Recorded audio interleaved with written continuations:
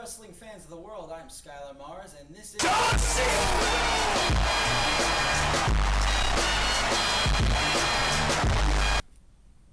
that meme is annoying. It's almost as annoying as... Hey, Dean! Is that the last of the dank wrestling memes? Nope.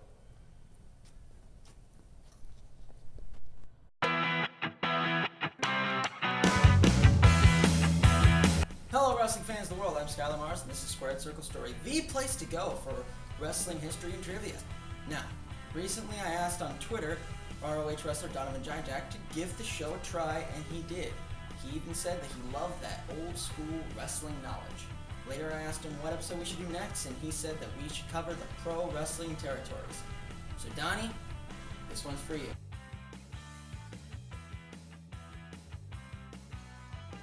The territories were the immediate aftermath of the business that the Gold Dust Trio had started, which if you don't know about the Gold Dust Trio, please go back and watch our last episode, which covered the very origins of the sport of professional wrestling. But at any rate, the territories were a conglomeration of different professional wrestling organizations such as the NWA, Stampede, AWA, and etc., which peppered the entire continent of North America. But because of the very vast amount of, these basically, at the time, independent leagues that were all over the country, we're going to talk about them as a whole, and in later episodes in the series, we'll try and get to each one individually so we can give them the attention they deserve for being as great as they were. The story of the territory starts where our last episode ended, with the Gold Dust Trio starting the first wrestling promotion and the business model for all modern wrestling in the early 1900s. At this time, slam bang western style wrestling, as Two Smots called it, was growing in popularity extremely quickly, going from burlesque show performances to stadium main events within the decades. With television rising in popularity and gimmick wrestlers becoming more and more common, such as the legendary Gorgeous George and Nature Boy Buddy Rogers, wrestling was creeping up early television ratings all over the country and becoming the hot topic in any American home. The territory era had officially begun.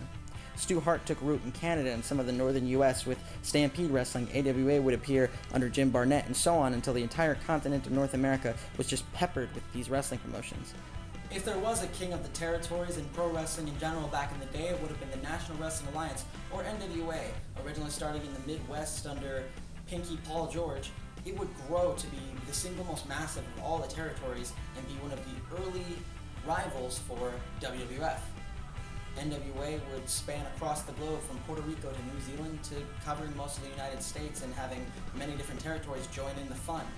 The first ever NWA World Heavyweight Champion, and more or less recognized as one of the first ever World Heavyweight Champions, was a guy by the name of Orville Brown. The territories were pretty great. Stars such as the Road Warriors, Ric Flair, and Dusty Rhodes were just getting their start and hitting their first part of their popularity, which would last for decades. The Von Erichs and the Freebirds were having their legendary rivalries across the country in triple tag team matches. Everything was going great. And then, the McMahons happened.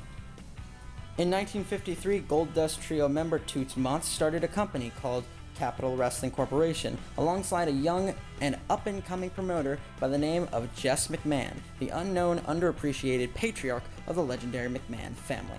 Prior to 1953, Jess McMahon was a boxing promoter, and at one point, in segregation, even owned a black baseball team known as the New York Giants. No, not the football team. They have no correlation, just kind of a, coincidence. In 1915, Jess McMahon moved out to Long Island, New York, and teamed up with Carlos Luis Enriquez to book pro wrestling out of the Freeport Municipal, Brooklyn, and Coney Island stadiums. Unfortunately, due to a cerebral hemorrhage, Jess passed away on November 2nd, 1954, and upon his death, his son Vincent Kennedy McMahon Sr. would take over, and in 1963, this company would become the Worldwide Wrestling Federation. From that point on, the territories would start to die a slow, painful death. The Worldwide Wrestling Federation, run by Vince McMahon Sr., would use its money and its power and its ability through television to start spreading across the globe very, very quickly, signing some of the best to be a part of their roster. Their first, and this is true, the first ever World Wrestling Federation champion, WWF champion, WWE champion, whatever you call it, was Nature Boy Buddy Rogers. That's right, we got a first on here. With the power of the Worldwide Wrestling Federation growing, if you were a territory, you had one of two options. You could sell out to Vince McMahon Sr., or you could fight him to the death. Not literally, of course, I mean in sort of the ratings game, kind of like the Monday Night Wars, which we will cover later. But at any rate, the NWA chose to fight, and they suffered. Want to know why NXT started and why they started hiring all of these different independent professional wrestlers such as Finn Balor, aka Prince Devitt, Samoa Joe, etc.?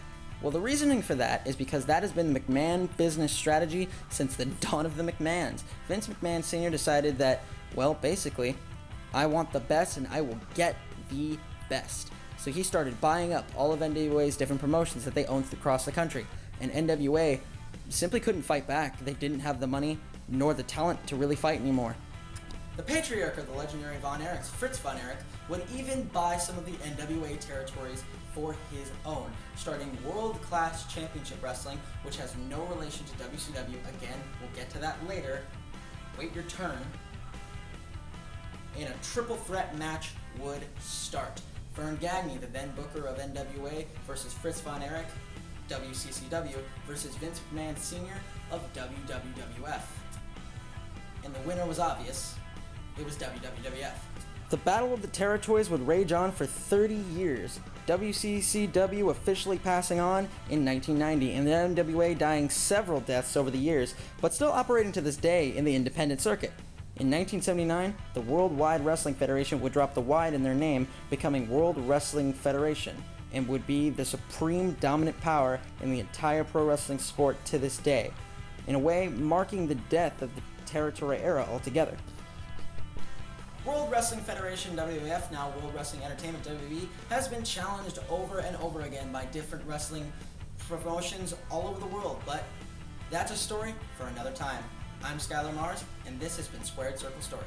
Thanks for watching.